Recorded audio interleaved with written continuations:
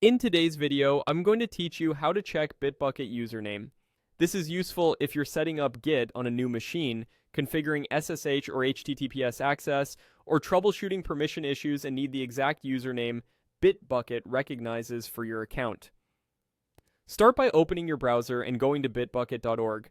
If you're not already signed in, Bitbucket will prompt you to log in before you can continue. Once you're in, you'll land on your dashboard or on the last place you visited. That's perfectly fine.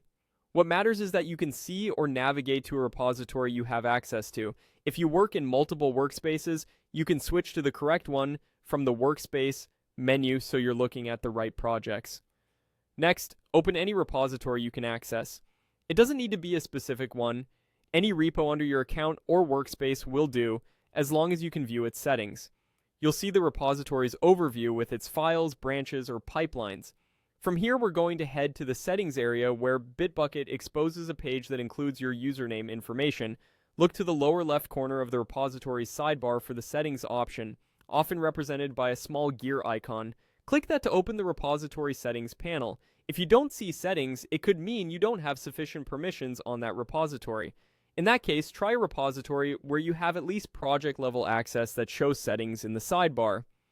The placement is important. It's typically at the bottom left of the repo navigation.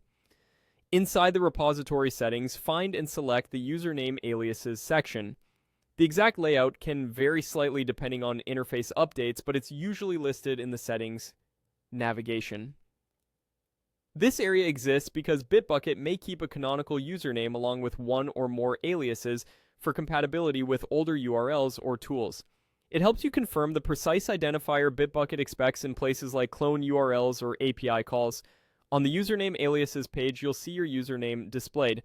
This is the value you can use when cloning over HTTPS, authenticating with tools that ask for a Bitbucket username, or verifying older scripts that rely on a username rather than an email. If multiple aliases are shown, the primary one is typically the one used in new URLs, and the others remain for backward compatibility. Copy it somewhere safe so you can paste it into your Git configuration, CI settings, or documentation.